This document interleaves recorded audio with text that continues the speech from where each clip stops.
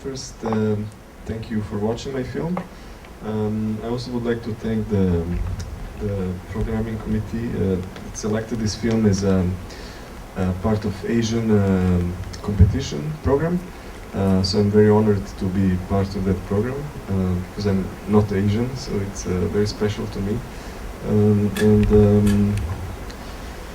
Yeah, so film basically. Also, I would like to thank you for watching the film because it's a very personal film. So I think maybe it's not so easy to watch, and I don't know how much these images or the stories that I collected mean and talk to the audience. So, but the film was basically done because I live in Singapore, so it was kind of like a commentary or an essay about my life as an expatriate in Singapore, told through the eyes of Cantonese sailor, and the title of the film in Mandarin is Sui Sao, which means a sailor, and in English it's actually original title is Water Hands, so it's a literal translation of these two characters, Sui Sao. Yeah. 우선 제 영화를 봐주셔서 감사드립니다. 그리고 제가 아시아 사람이 아닌데도 불구하고 아시아 경쟁 부분에 제 영화를 선택해 주셔서 감사드립니다. 그래서 굉장히 특별한 기회입니다. 그리고 굉장히 사적인 영화라서 그 영화 보시기가 좀 힘드셨을 거라고 생각되는데, 제가 이렇게 여러 가지로 모은, 그러니까 싱가포르에서 지내면서 모은 이미지들을 어떻게 받아들이셨을지 잘 모르겠습니다. 그래서 그 싱가포르에서 외국인으로서 생활을 하면서 제가 느낀 것들을 말하자면 에세이 형태로 보여드린 겁니다. 그리고 그 이야기를 그 홍콩 출신의 두 사람을 통해서 얘기를 전해드리고 있습니다. 그래서 이 제목이 워터핸드라고 돼 있는데, 그 한자로 그러니까 수수라고 돼 있는데, 그게 중국어로는 선원을 뜻하는 겁니다. That's a interesting question. Yes, actually, I was on a trip in Serbia, and I was doing some filming with a small digital camera, and I knew I was going to do a film of some kind, but I didn't have any script, and I had some topics I wanted to cover, and then I went to this bookstore and I found a book by Yukio Mishima called "Sailor Who Fell the Grace with the Sea."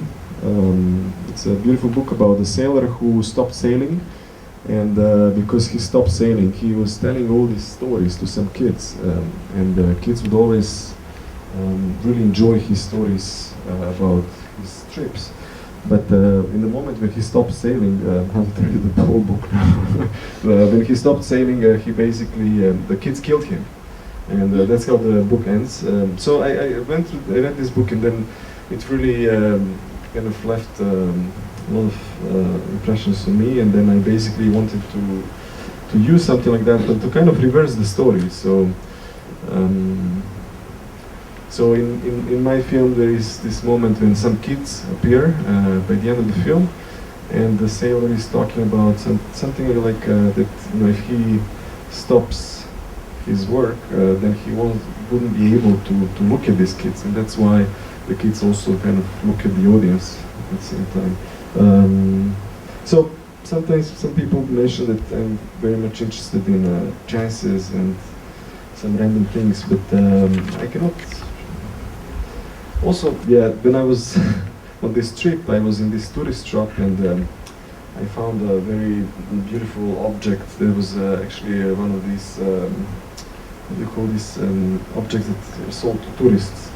And I just found, I bought a watch, and there was a sailor holding that watch, so that kind of left some impression to me, and also contributed to choice of the sailor. What do you mean the sailor was holding the watch? It's like a statue? It's a statue, like a small souvenir. Oh, it's a sailor holding a watch? Yeah, yeah. Ah, okay. And the name of the Japanese writer is? Yukio Mishima. Yukio Mishima.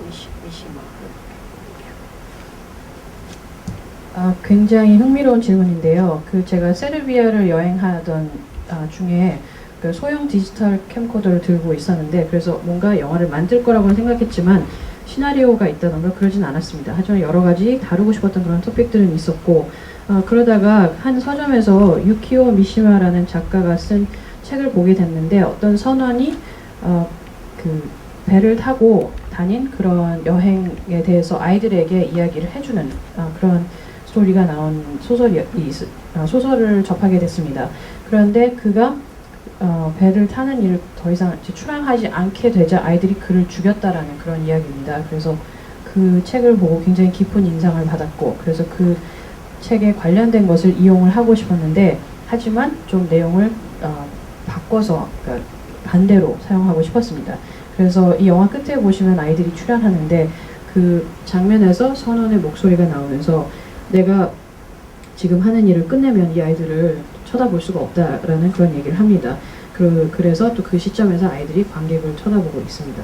그리고 제가 우연이라던가 우연에 의한 그런 것들에 관심이 많이 있다고 말하는 분들도 많은데 또 한 가지가 제가 또 다른 가게에서 그 관광객들이 사는 기념품을 하나 보게 됐는데 그게 한 선원이 시계를 들고 있는 그런 조각 같은 거였습니다. 그래서 거기에서도 영감을 좀 받았습니다.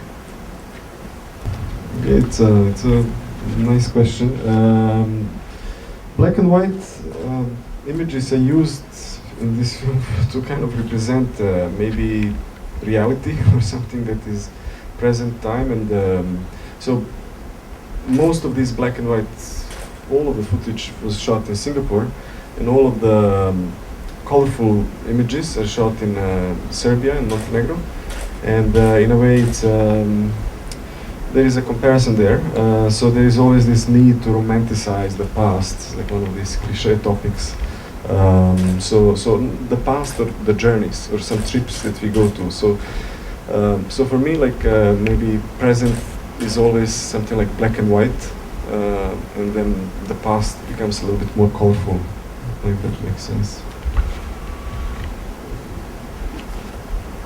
아주 좋은 질문입니다. 그래서 흑백의 영상에 대해서 얘기를 하자면은 그 흑백 부분은 다 전부 싱가포르에서 촬영한 부분이고 그리고 세르비아의 몬테네그로에서 촬영한 부분들은 전부 다 칼라로 되어 있습니다. 그래서 일반적으로 사람들이 과거에 대해서 굉장히 낭만적으로 생각하기 마련인데 그래서 클리셰이긴 하지만 과거 부분을 흑백으로 표현을 한 겁니다. 네, 수고하셨습니다. Thank you.